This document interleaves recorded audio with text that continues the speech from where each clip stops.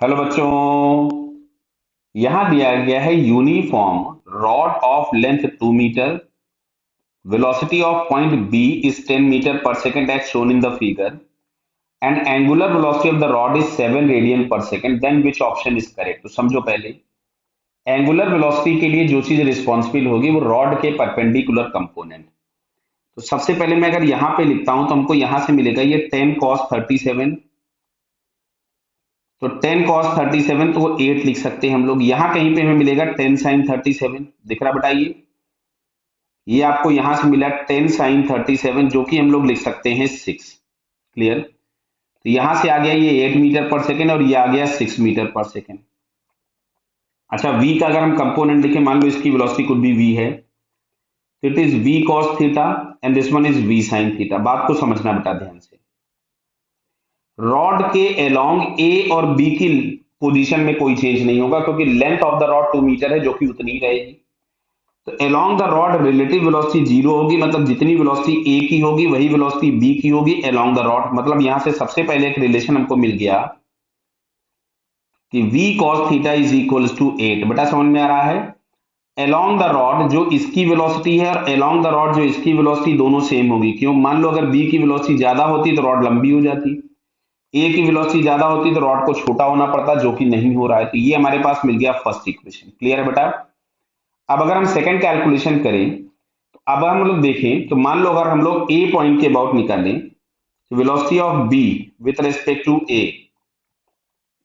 तो इसको हम लोग लिखेंगे V B minus V A. तो यहां से हमारे पास ये मिल रहा है 6 और ये अपोजिट डायरेक्शन में तो माइनस ऑफ माइनस प्लस हो जाएगा वी साइन थीटा। अच्छा, position of B with respect to A देखोगे तो ये आपको 2 मीटर ही मिलने वाला है क्योंकि एक एक ए से बैठ के देखने पे बी आपको कहां दिखेगा? 2 मीटर दूर। तो अब अगर हमको ओमेगा चाहिए होगा रॉड का, तो ओमेगा इज इक्वल्स टू हम लोग लिखेंगे velocity of B with respect to A upon R of B with respect to A. तो जो कि हम लोगों को मिल रहा है 6 plus we sine theta, 6 plus we sine theta. Clear है बताइए।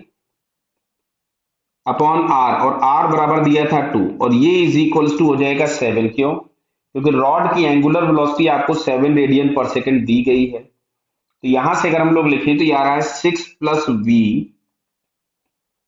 Sign theta is equals to 14। तो v sine theta is equals to मिल गया 8, मतलब ये मिल गया दूसरा इक्वेशन। तो देखो v cos थीटा इतना है, v साइन थीटा इतना है। दोनों को अगर हम इक्वेशन को सॉल्व करेंगे तो लेफ्ट हैंड साइड अगर हम स्क्वायर कर दें